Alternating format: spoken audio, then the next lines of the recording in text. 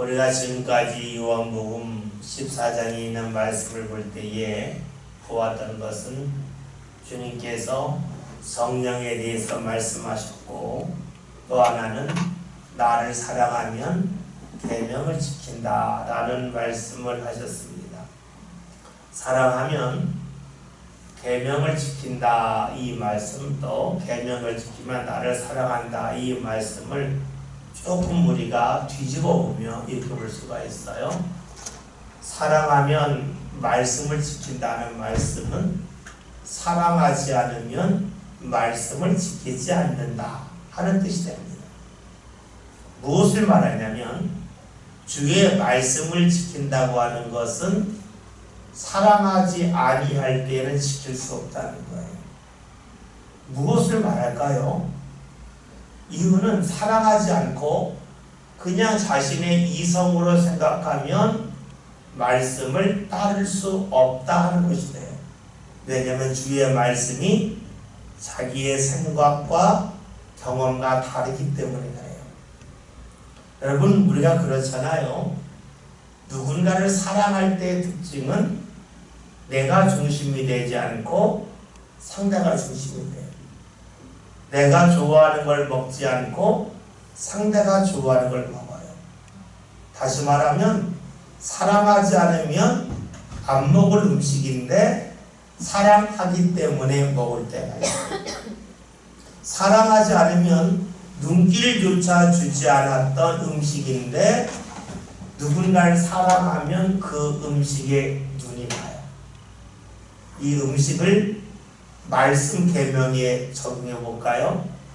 사랑하면 계명을 지킨다는 말씀은 사랑하지 않을 때에는 이 말씀을 거들떠보지도 않고 그 말씀을 마음에 두지도 않았다는 게 돼요.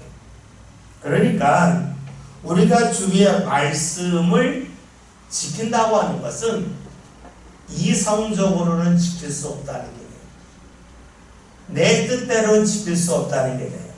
주님을 사랑할 때 비로소 지킬 수 있다 하는 것이 됩니다. 또 이 말씀이 계명을 지켜서 사랑한다는 말씀도 있어요. 이것은 무엇을 말하냐면 말씀을 지키다 보았더니 이 말씀이 자신에게 도움이 되고 자신을 위한 말씀임을 나중에 알았다는 게 돼요. 그러니까 예수님이 앞에서 하신 말씀 사랑하며 계명을 지킨다는 것은 사랑했기 때문에 따르지 않았던 말씀을 지킨다는 것도 되겠고, 계명을 지킴을 통하여 사랑한다는 말씀은 말씀을 지키고 났더니 이 말씀이 나에게 필요한 말씀임을 알게 되었다는 뜻도 됩니다. 사람은요, 자신이 생각하는 것과 다르면 틀렸다고 이야기해요. 그래서 자신이 생각하지 않는 이야기를 하면 틀렸다고 하고 멀리해요. 참 묘하죠. 사람에게 물어요. 네가 옳으냐 그러냐 라고 물으면 제가 늘 옳은 건 아니에요. 제가 실수할 때가 있고 틀릴 때가 있어 라고 말을 해요.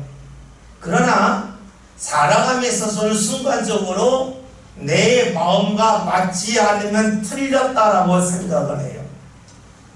그래서요, 우리가 주님을 사랑한다, 또 다른 말로 하면 내가 주의 말씀을 지킴을 통해서 주님과 가까워졌다는 것은 무엇을 말할까요?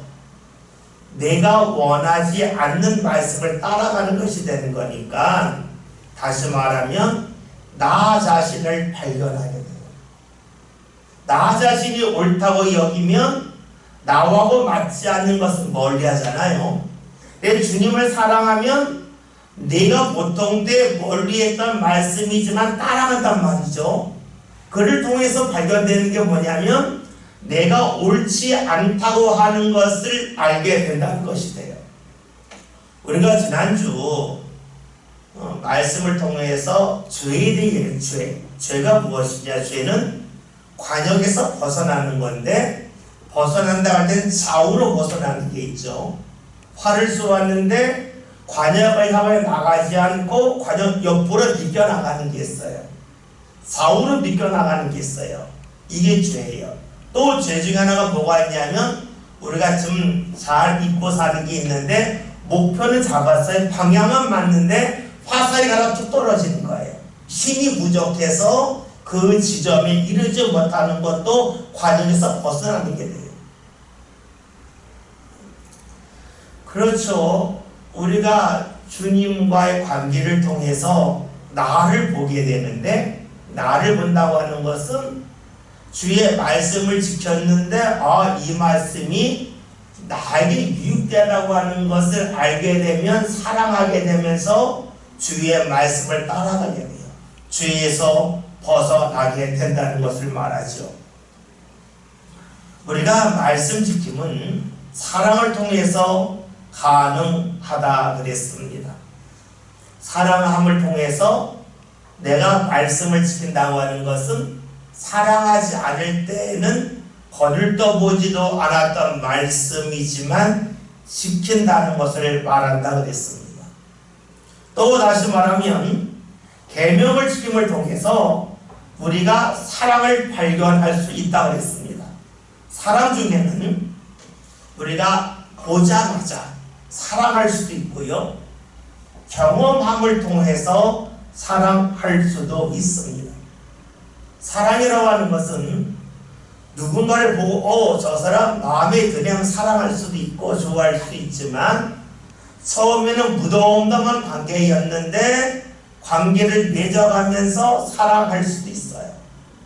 다시 말하면 하나님의 말씀을 들을 때에 이 말씀을 지켜야지 하면서 처음부터 그 말씀을 향해 달려갈 수도 있고, 때로는 한참 지난 다음에 비로소 그 말씀을 지키려고 나아갈 수도 있어요. 그래서 우리가 앞에서 보았던 말씀은 계명을 지킴을 통해서 사랑하게 된다. 즉 말씀을 지킬 때에 빨리 지키는 것도 있고 천천히 지키는 것이 있을 수도 있고, 또 때로는 사랑함을 통해서 계명을 지킨다. 다시 말하면 내가 주님을 사랑함을 통해서 내 마음이 달라지기 때문에 말씀을 붙잡고 나갔다고 볼 수가 있습니다. 25절에 있는 오늘 말씀을 보면 주님이 말씀하시기를 내가 아직 너희와 함께 있어서 이 말을 너에게 하였다라고 말씀합니다. 예수님은 제자들이 함께 있을 때에 말씀을 하셨습니다. 함께 있지 아니하다면, 같은 자리에 있지 아니하다면 말씀하지 않았다고 하는 것이 되겠죠.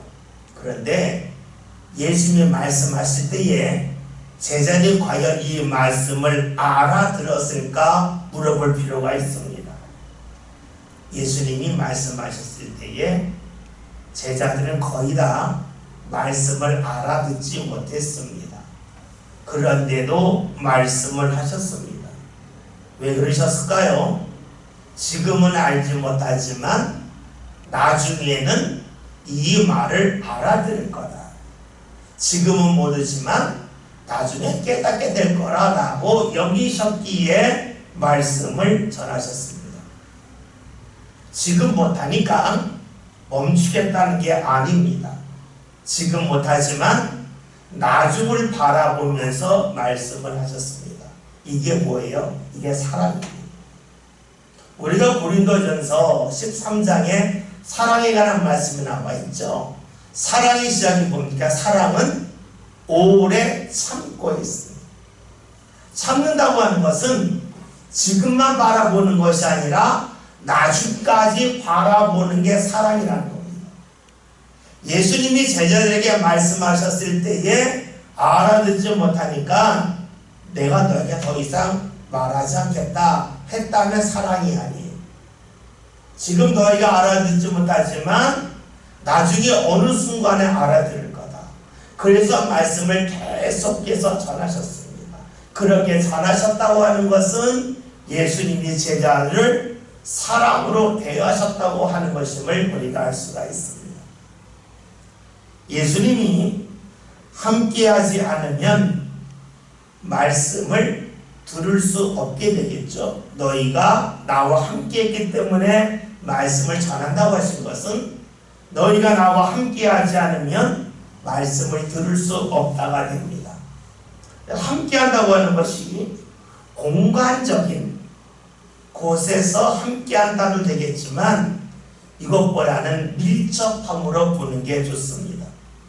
주님과의 관계가 가깝냐 뭐냐 공간적인 것이 아니라 밀접함에 따라서 말씀을 듣는 정도가 달라지기 때문에 그렇습니다. 주님을 가까이 할수록 관계가 깊어질수록 주의 말씀을 충분히 듣습니다. 충분히 듣는다고 하는 것은 다른 말로 하면 큰 소리만이 아니라 작은 소리로 듣는다는 것이 돼요. 우리가 열왕기상 19장에는 말씀을 보면 엘리야가 호렙산에 가서 하나님의 말씀을 듣는데 하나님의 세미한 음성을 들었다는 말씀이 있습니다. 하나님의 세미한 음성을 들었다고 하는 것은 하나님의 그 아주 자그마한 목소리까지 들었다는 것이 됩니다. 하나님의 자그마한 목소리까지 들었다고 하는 것은 하나님께서 그에게 이야기를 하실 때에 세세하게 말씀하셨다는 것이 됩니다. 그것이 어떻게 가능했을까요? 엘리야가 호렙산이 시내산과 같다 그랬죠. 호렙산에 갔을 때 비로소 하나님의 말씀을 듣습니다. 간혹 우리가 이렇게 질문할 수 있어요. 하나님이 어디든지 계신데 왜 하나님께서 엘리야로 하여금 호렙산까지 오게 한 후에 말씀하셨을까? 그 전에 말씀하면 안 될까라고 볼 수도 있어요. 그런데 여러분, 엘리야가 호렙산까지 가면서 무엇을 할까요? 하나님을 만나기 위해 가는 거예요. 하나님을 만나기 위해서 힘든 길을 걸어가요. 그것은 무엇을 말하냐면 하나님 때문에 자신이 하고 싶은 것을 다 하나하나 내려놓는 거예요. 그러니까 먼 길을 가죠. 그러하기에 하나님과 관계가 더욱더 가까워져요. 그러니까 말씀을 듣게 돼요. 우리가 교회 나오는 것, 이것이 꼭 우리 시대에 필요하겠냐. 인터넷으로 예배하러 되는데, 온라인으로 예배하러 되는데 할 수도 있어요. 그러나 우리가 예배라 하러 주님 앞에 올 때에는 예배 시간만 있는 게 아니라 예배하러 오면서 하는 준비, 그 속에서 우리의 마음과 생각이 주를 향하여 모아지죠. 우리가 주일이 되면 아마 대부분의 성도들이 아마 아침이나 아마 그 전날 아마 타봄을 씻을 거예요. 이 준비하는 거예요. 옷을 입어도 가급적 새 옷을 다 입죠. 새 옷을 입는 것은 내가 마음을 그렇게 준비하는 거예요. 그렇게 준비하는 가운데 우리는 엘리야가 호렙산에 가는 것처럼 우리도 주의 전에 나오는 거예요. 그러면서 우리가 기대하는 것이 무엇입니까? 주님의 세미한 음성. 주님과의 관계가 더욱더 밀접해져서 보통 때 내가 느낄 수 없었던 주님의 감동을 원하고 소망하는 것이 되겠죠. 우리가 주님의 감동을 보다 풍성히 받을 수 있는 길이 무엇일까요? 그것은 엘리야가 걸어갔던 길을 걸어가는 거예요. 호렙산에 가는 그 모습, 그것처럼 우리도 주의 전에 나올 때에 힘들지만 또 할 일도 많이지만 그것을 하나하나 내려놓으면서 오는 것이 되겠죠. 우리가 주님을 가까이 한다고 하는 것은 관계에서 가까이 하는 것도 말하지만 공간적인 거리로 필요합니다. 이 공간적인 거리라고 하는 것을 또 다른 말로 한다면 관계의 거리로 말할 수가 있어요. 우리가 신앙생활 할 때에 목회자의 관계가 중요하다 그래요. 왜 중요할까요? 이유는요, 목회자가 특별한 능력이 있기 때문은 아니에요.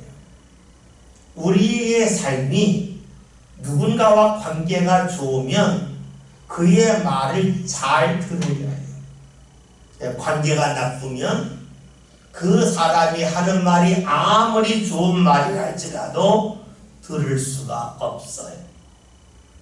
여러분 생각해 보세요. 여러분이 목사를 바라보는데 저 사람 거짓말장인데 사기꾼인데 한다면 어떻게 될까요? 아무리 하나님의 말씀을 전한다 할지라도 그 말씀을 듣기가 어렵죠. 그러니까 내용은 관계에 따라서 그 내용이 좋을 수도 있고 내용을 신뢰하지 아니할 수도 있어요. 그러기에 말보다 앞서는 게 관계예요. 우리가 하나님의 말씀을 듣는 것도 그래요.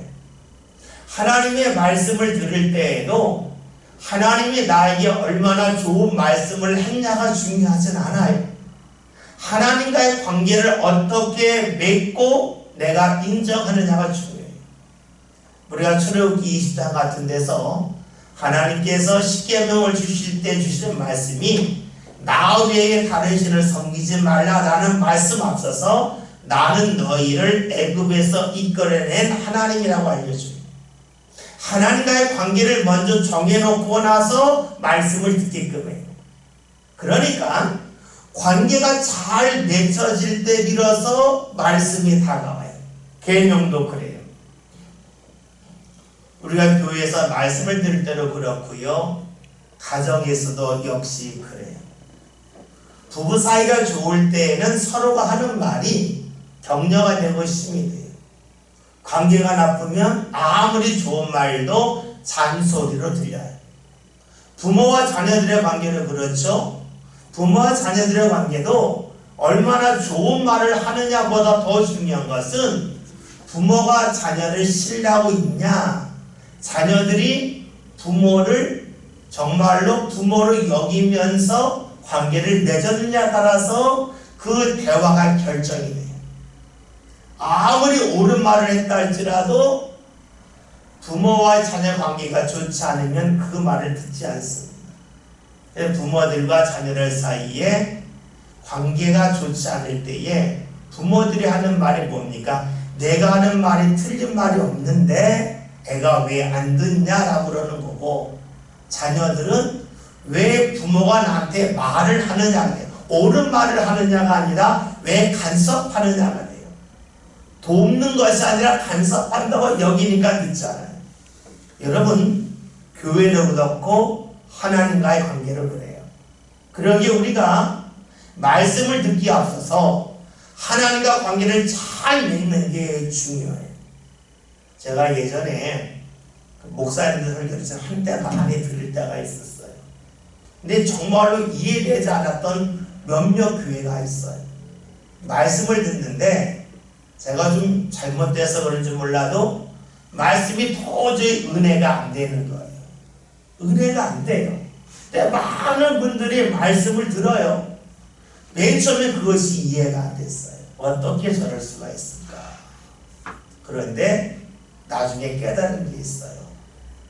말씀을 듣기에 앞서서 하나님과 관계가 잘 맺혀져 있으니까 말씀이 들려지는 거예요. 예전에 어떤 목사님이 설교학에 대해서 강의한 적이 있었어요. 그 설교 강의를 들어갔었는데 그분이 이런 이야기를 하시는 거예요. 자신이 우리나라 유명한 목사님들 설교를 비평을 하느라고 각 교회에다가 설교집을 보내달라고 그랬대요.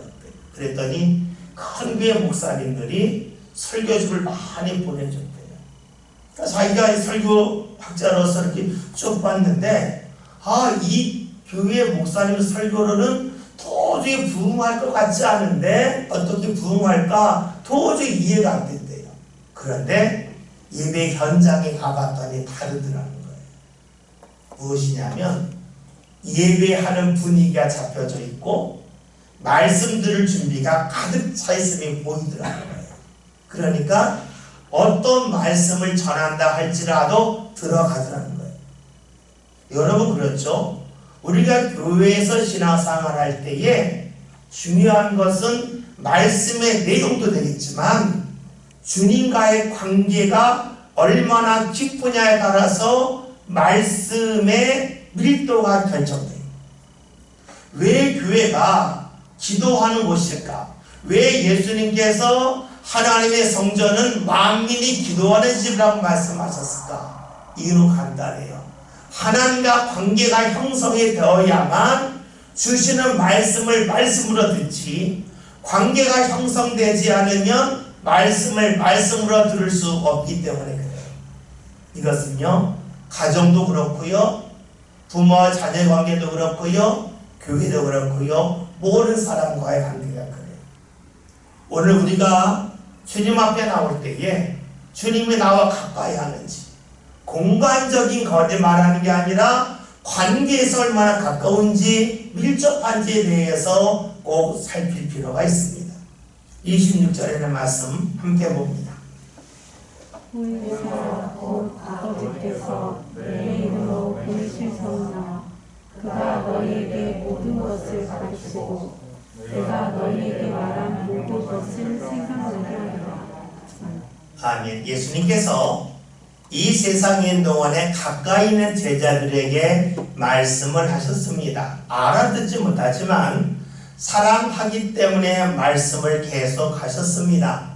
그러나 얼마 지나지 않아서 예수님이 십자가를 지시고 이제 죽었다가 부활하시고 승천하실 거죠.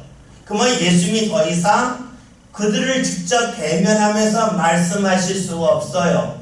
그래서 주님께서 그 다음에 일어날 일에 대하여 말씀하시는데, 그것이 바로 보혜사 성령이 오심에 대하여 말씀합니다. 그래도 오늘 말씀을 보면 보혜사 곧 아버지께서 내 이름으로 보내실 성령이라고 표현했습니다. 성령을 하나님이 그냥 보내주지 아니하시고 예수님의 이름을 통해서 주신다고 말씀하고 있습니다.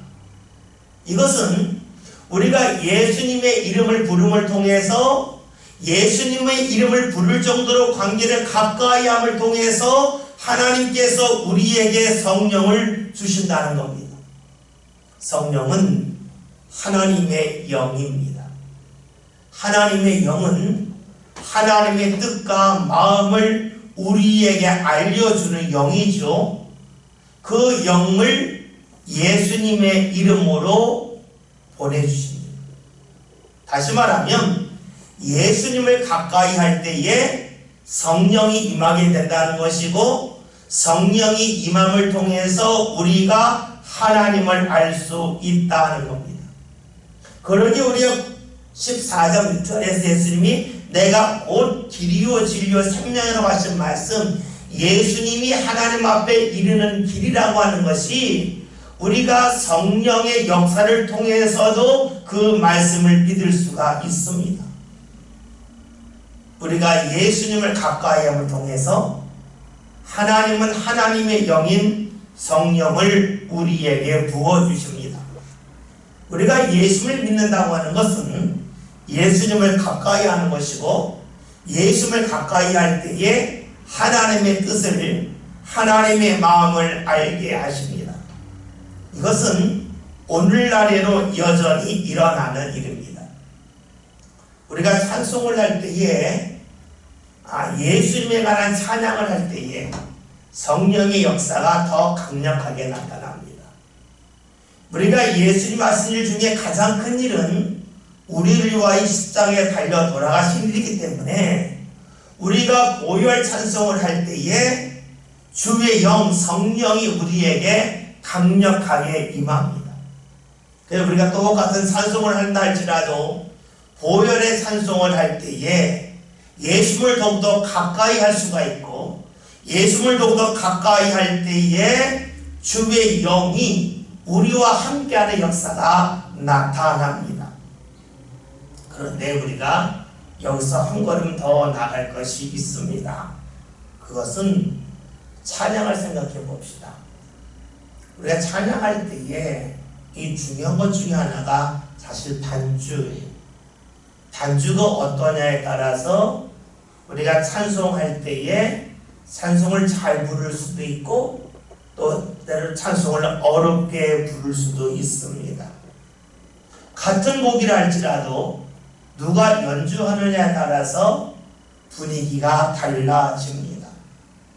여러분, 그러하다면 내가 찬양을 할 때에 누가 반주하느냐에 따라서 내가 찬송하는 것이 달라진다면, 내가 찬송할 때에 옆에서 누가 찬송하느냐에 따라서 내 찬송에 영향을 받을까요? 안 받을까요? 이것을 기도로 말해볼까요? 우리가 찬양은 곡조 있는 기도라 그러죠. 찬송할 때의 반주에 따라서 우리가 찬송이 힘들 수도 있고 쉽게 잘 부를 수도 있어요. 그러면 기도할 때에 내 옆에서 누가 기도하느냐에 따라서 내 기도가 영향을 받을까요? 안 받을까요? 우리가 경험적으로도 알 수가 있겠지만 상식적으로 생각하면 쉽게 알 수 있어요.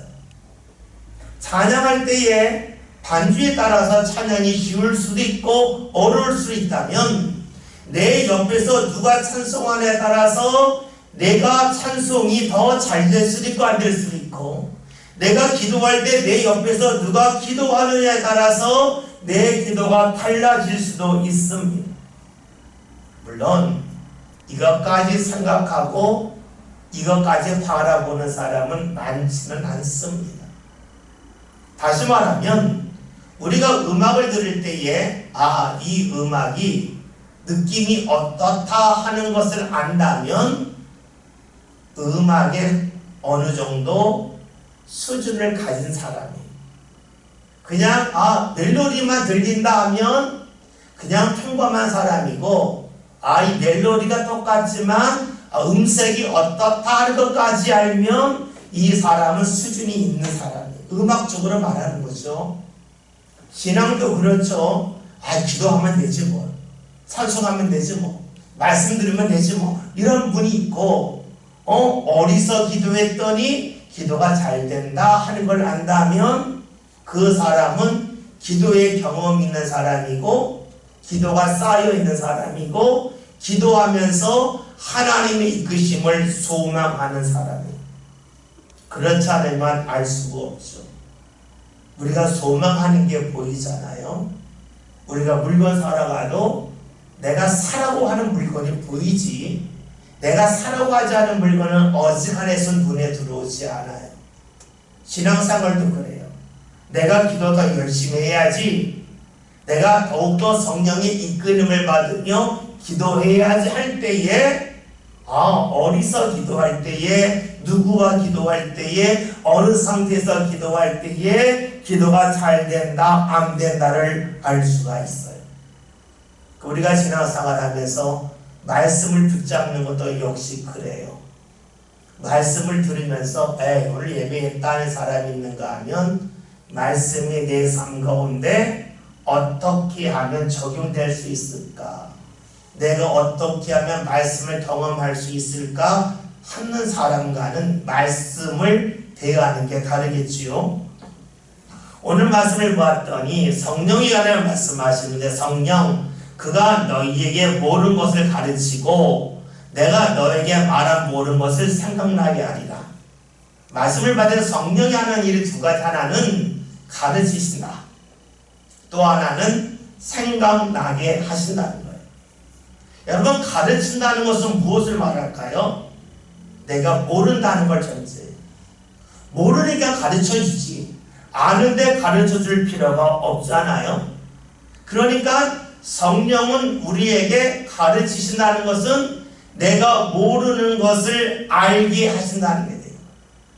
모르는 것을 알게 하신다고 하는 것은 우리가 어떤 구체적인 결과를 알게 하신다고도 볼 수가 있어요. 어떤 특별한 일이 일어날지 안 일어날지를 알게 하신다 하는 것도 돼요. 이건 흔히 말하는 은사가 임했을 때 일어나는 일이게 되겠죠. 또 하나는 우리가 생각하는 것이 뭐예요? 가르치신다는 것은 내가 몰랐다는 것을 알게 하는 거예요. 우리가 기도하다 보면 갑자기 어떤 일을 이렇게 했으면 좋겠다 생각날 때가 있어요. 그게 뭐예요? 성령께서 내가 몰랐던 것을 알게 하시는 것, 가르치는 게 돼요. 여러분들이 자녀 때문에 속상해서 기도하는데 하나님 내 자녀 어떻게 돼야 될지 모르겠어 하는데 갑자기 내 자녀 이렇게 됐으면 좋겠다 라고 떠오를 때가 있어요. 그것은 무엇이면 주께서 가르치셨기 때문에 몰랐던 것을 알게 되는 것을 말합니다. 그러니까 주께서 가르치신다고 하는 것은 구체적인 어떠한 일을 가르치신다 하는 것도 되겠고, 내가 무언가 할 때에 어떻게 될지 막연했는데 그것에 대하여 주님께서 어떠한 지혜를 불어넣어 주시는 것까지도 성령께서 가르치신다라고도 볼 수가 있습니다. 근데 주님께서 가르치신다고 그럴 때에 우리가 살펴볼 것이 있어요. 그것은 무엇이냐면 주님이 우리를 가르치실 때에 촘촘히 가르치시느냐, 때로는 거리를 두고 가르치시냐, 이런 차이도 있을 거예요. 우리가 길을 가다 보면 이정표가 있잖아요. 이정표가 있어요. 저기 가서 한 100m 갔더니 화살표가 있고 이리로 가면 목적지에 갑니다. 이렇게 촘촘하게 이정표가 있을 때가 있고요.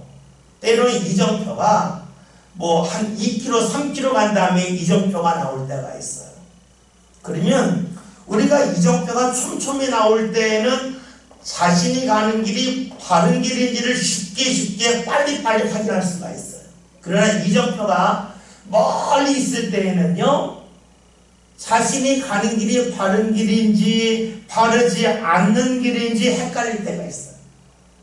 이때 우리가 신앙 가운데 갈등을 해요. 이정표가 촘촘할 때는 갈등하지 않아요. 이정표가 촘촘하지 않고 멀리 떨어져 있을 때에 우리는 그때에 흔들려요. 내가 본 이정표가 맞는가? 내가 잘못 본 것은 아닌가? 그럴 수가 있어요.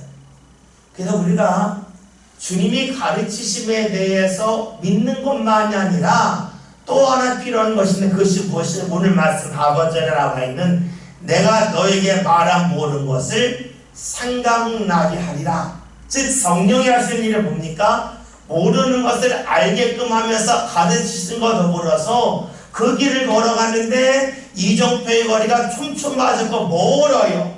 멀게 되면 내가 바른 길로 가나 바른 길로 가지 않아 의심이 들잖아요. 그래서 이 길로 갈까 말까 고민할 수 있잖아요. 그때 성령께서 하시는 일이 우리에게 생각나게 하심을 통해서 내가 바른 길로 가고 있음을 알게끔 하신다라고 볼 수가 있습니다.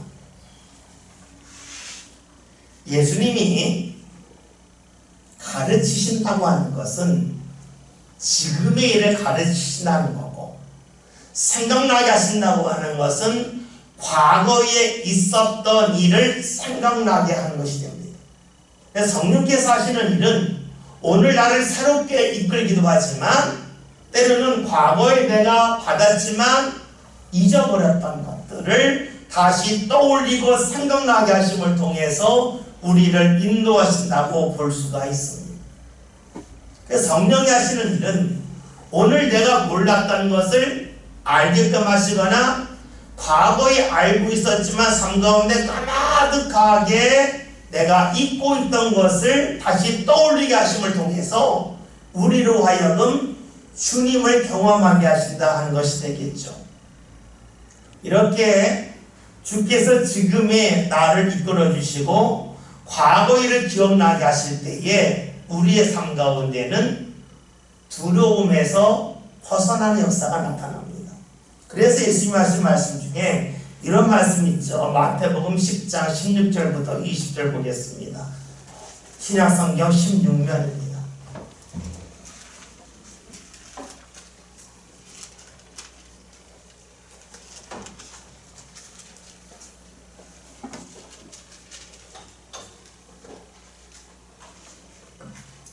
16절부터 20절 말씀 한 절씩 교독하시고 마지막 20절 다 같이 읽습니다. 제가 먼저 10절 읽습니다. 보라 내가 너희를 보내니 양을 이리 가운데로 보냄과 같도다. 그러므로 너희는 뱀같이 지혜롭고 비둘기같이 순결하라.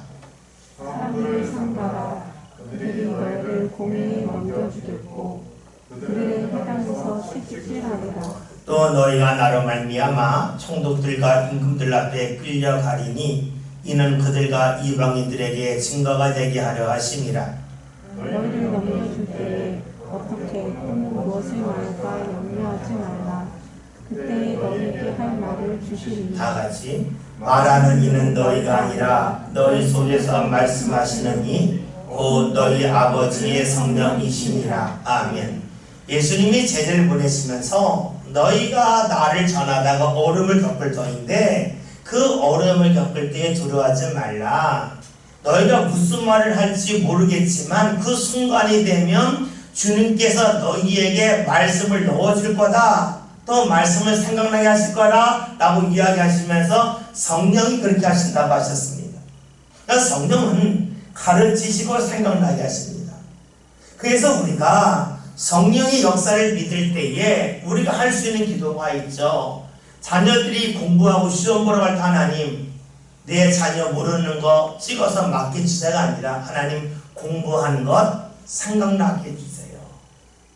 우리가 시험을 여러 번 봤지만 참 묘한 게 시험 볼 때 생각이 안 나는데 답안지 딱 내고 나면 생각날 때가 있잖아요. 그럼 되게 억울해. 아는데 틀렸다고 생각하는데 우리가 할 기도가 뭐예요? 하나님 시험 볼 때에 생각나게 해주세요.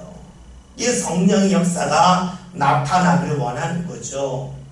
또 우리가 무언가 사람을 뗄 하나님 필요한 말을 저에게 넣어주세요. 가르쳐주세요. 또 과거에 있었던 일이 기억나서 필요한 일이라면 그것을 말하게 해주세요 라고 볼 수가 있습니다.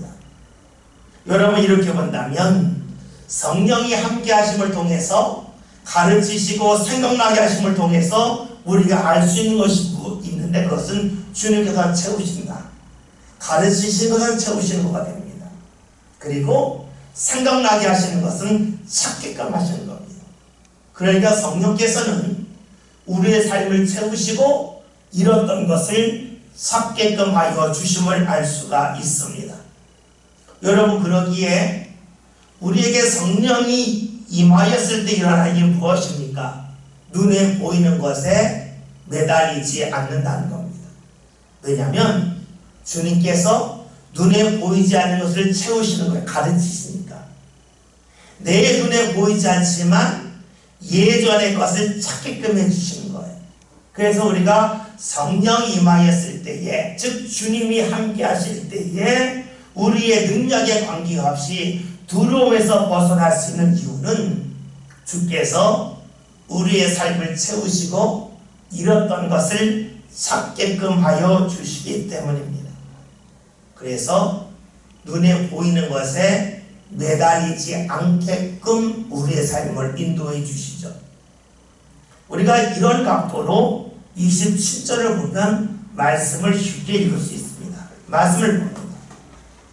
평안을 너희에게 끼치노니 곧 나의 평안을 너희에게 주노라. 내가 너희에게 주는 것은 세상이 주는 것과 같이 아니하리라. 너희는 마음에 근심하지도 말고 두려워하지도 말라. 아멘. 우리가 성경 구절을 외우거나 그럴 때 이 27절을 딱 떼어서 외울 때가 상당히 많습니다. 평안을 주신다. 그런데 여기 전제가 뭐예요? 그 앞에 보혜사 성령께서 너희를 가르치시고 생각나게 하신다. 너희가 모르는데 너희로 하여금 가르쳐서 너희의 삶 가운데 무언가 채워주시고 너희가 과거에 듣던 말씀을 생각나게 하신다. 잃었던 것을 찾아주신다. 그러니까 너희 눈에 지금 무언가 보이지 않는다고 해서 두려워할 필요가 없다. 왜냐? 주께서 필요할 때에 너희에게 가르치시고 너희가 잃어버렸던 것을 찾게끔 하시기 때문이라. 그러니까 내가 너희에게 평안을 준다는 게 돼요. 평안은 저절로 오는 게 아니에요.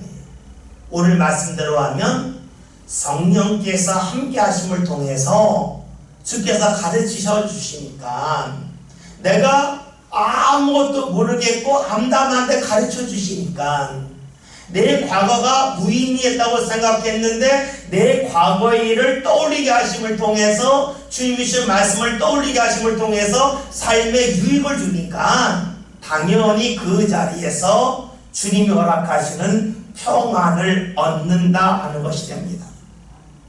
평안이라고 하는 말은 사실은 이 한자지 우리가 성경에서 평안, 화평 많잖아요. 그러나 영어로 다 peace, 그냥 평화를 주신다는 것이 돼요. 평화가 어디 있을까요? 흔히들 말하는 평화는 환경적인 데 있어요. 경치 좋은 데 가면 평화롭다고 말을 합니다. 그런데 사실 평화는 거기 있지가 않죠. 음식을 생각해 봅시다. 음식을 맛있게 먹으려면 제일 먼저 필요한 것이 맛있는 음식일까요? 맛있게 음식을 먹을 수 있는 분위기일까요? 분위기예요. 아무리 맛있는 음식이라 할지라도 큰 소리 나고 싸움질하는 데서는 그 음식을 맛있게 먹을 수 없어요. 그러나 라면 하나 넣고 먹는다 할지라도 웃고 즐기면 그 라면이 맛있어요. 그러니까 맛이라고 하는 것은 음식 자체에 있는 게 아니라 사실은 분위기가 먼저 결정을 합니다. 삶도 역시 그래요. 삶의 평화는 많은 사람들은 다른 사람이 나를 건들지 않으면 내 삶이 평화로울 거라고 생각을 해요. 사실은 그렇지가 않아요. 평화는 사실 관계에 있어요. 우리가 잘 아는 사람이 스탈린이 있잖아요. 스탈린이 1953년 3월 1일에 죽었어요. 그런데 그의 시체가 발견된 것은 3월 4일, 3일이 지난 다음에. 왜 그러냐면 스탈린이 늘 불안했어요. 누가 날 암살할지 모른다. 그래서 그의 집에는요 침실이 4개가 있었어요. 근데 그 침실이 4개인데 그 누구도 그가 어디서 자는지 몰랐어요. 방문을 열 때에도 밖에서 열지 못하고 본인이 안에서 열 수 있는 그런 방을 만들었어요. 그러니까 스탈린이 방에 들어갔는데 안 나오니까 모르는 거예요. 들어갈 수도 없고. 근데 그가 죽었는데 3일이 지난 다음에 발견이 됐어요. 왜 그랬냐면 그가 남을 믿지 못하니까 늘 불안하니까 그래요. 여러분이 이해가 안 되잖아요. 절대적인 힘이 있으면 평화로울 것 같은데 그것 속에는 뭐가 있냐면 불안이 있어요. 이 불안은 관계에서 오는 것이 돼요. 주님께서 말씀하세요. 내가 너에게 평안을 준다. 근데 이 평안은 세상에서 주는 것과 같지 않다 그랬어요. 예수 시대의 세상은 노마를 말해요. 우리가 가로 방송을 보면 팍스 로마나 팍스 아메리카나 이런 말이 있어요. 그게 뭐냐면 노마의 평화를 팍스 노마나라고 그랬어요. 그 평화는 뭐냐면 절대적인 힘에 의한 평화예요. 이건 무엇을 말하냐면 어느 나라가 반란을 일으키면 가서 무참하게 그 자리를 정복을 해요. 그러니까 감히 노마한테 대항하지 못했어요. 그게 노마의 평화예요. 힘을 통한 평화예요. 강한 사람을 약한 사람이 감히 건드리지 못하는 그 상태가 바로 노마의 평화입니다. 사람들이 생각하는 평화는 주로 그런 평화예요. 내가 힘이 있으면 다른 사람이 나를 건들지 못할 거다 하는 데서 오는 평화입니다. 근데 예수님은 내가 주는 평화는 그런 평화가 아니라는 거예요. 힘이 있기 때문에 누릴 수 있는 평화는 반대로 말하면 힘이 떨어지면 평화롭지 못하고 불안하다는 것입니다. 근데 사람은 누구나 다 힘이 떨어지잖아요. 일정 나이가 지나면 다 노화를 경험해요. 노화를 경험한다고 하는 것은 어제까지 했던 일을 오늘 하지 못하는 게 돼요. 노화라고 하는 것은 내가 할 수 없는 일이 점점 늘어나는 것을 말해요. 따라서 사람이 힘을 갖고 평화를 얻는다라고 말한다면 어느 순간부터는 계속해서 비참하게 살 수밖에 없어요. 예수님은 그런 평화를 주신다고 말씀하지 아니하셨습니다. 내가 주는 평화는 세상이 주는 것과 다르다는 겁니다. 이것은 어떤 평화일까요? 그것은 바로 주님께서 우리를 용납하심을 통하여 얻는 평화입니다. 주님이 나를 받아주심을 통하여 얻는 것이 바로 평화입니다. 여러분, 사람이 어디 갈 데 없는 사람과 갈 데 있는 사람은 다르잖아요. 갈 데 없는 사람은 삶의 발걸음이 무거워. 갈 데가 있는 사람은 발걸음이 무겁지만은 않습니다. 갈 데가 있다고 하는 것은 다른 말로 하면 받아주는 것이라는 거예요. 주님이 우리에게 주신 평화는 용납하심의 평화입니다. 우리가 잘 아는 누가복음 15장이라는 말씀을 보면 두 아들의 비유가 나오는데 둘째 아들이 다 버림을 받습니다. 돈을 잃어버린 순간부터 버림을 받습니다. 일할 데도 없고 먹을 것도 없습니다. 그가 집으로 돌아갔을 때에 그의 형도 그를 받아주지 않습니다. 그러나 아버지는 그를 받아줍니다. 주님께서 우리에게 주는 평화는 다른 데 있지 않습니다. 받아주심에 있습니다. 내가 약함에도 불구하고 나를 받아주시는 것이 주님이 우리를 대하시는 모습이고 그 속에서 우리는 평화를 누릴 수 있습니다. 우리가 죽는다고 하는 것은 무엇을 말할까요? 죽는다고 하는 것은 그 누구도 나를 받아줄 수 없는 자리로 가는 겁니다. 그런데 주님께서는 죽은 우리까지도 받아주십니다. 그래서 우리가 죽을 때에 평화롭게 죽을 수 있는 건 무엇일까? 그것은 주님이 우리를 받아주시기 때문입니다. 받아주신다는 말은 다른 말로 하면 버리지 않는다는 것이 됩니다. 주님이 우리를 용납하신다고 하는 것은 우리를 받아주신 것이고 우리를 받아주신다고 하는 것은 우리의 삶 가운데 버릴 것이 없다는 것도 됩니다. 나의 잘못도 주님께서 선하게 바꾸셔서 우리의 삶을 복되게 이끄시긴다는 거죠. 우리가 요셉에 관한 말씀을 보면 형들이 그에게 악을 향하였지만 하나님이 그 악을 바꾸어 선이 되게 하셨다고 하는 고백이 나옵니다. 그의 삶 가운데 지고 싶은 일이지만 하나님 그걸 받아주셔서 그것을 더 좋게 해주셨습니다. 하나님이 하시는 일은 우리를 받아주심입니다. 용납하심입니다. 그것이 바로 주께서 우리에게 주시는 평화입니다. 그런데 우리가 오늘 읽은 말씀 그 앞에 있는 말씀과 연관이 된다면 보혜사 성령이 우리에게 가르치시고 생각나게 하심을 통해서 우리에게 평화를 끼친다는 말씀이 나오니까 이 말씀을 연결해서 본다면 주의 영의 이끌림을 받을 때에 우리는 평화로울 수 있다는 것입니다. 그러니까 내가 상황이 힘들지만 성령께서 나와 함께 하실 때에 평안할 수 있다는 말씀이 되겠죠. 이 평안할 수 있다고 하는 말씀을 다르게 표현을 하면 이렇게 표현할 수 있습니다. 고린도후서 3장 17절 봅니다. 신약성경 289면입니다.